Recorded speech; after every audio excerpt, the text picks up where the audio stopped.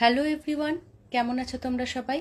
যে লুকটি তোমরা দেখতে পাচ্ছ এটি হলো আমার 13 ডেজের ব্রাইডাল মাস্টার ক্লাসের একটি ডেমনস্ট্রেশন লুক।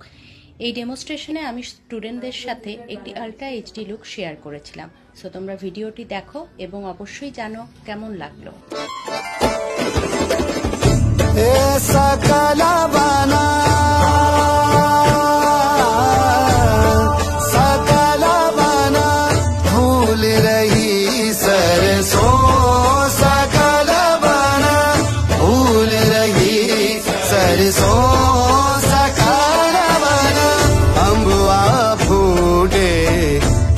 सुफूले अम्बुआ फूटे सुफूले गौरी करत श्रृंगार मालनिया गढ़ वाले आई कर सो सकार बना फूल रही सरसों सकल बना फूल रही सरसों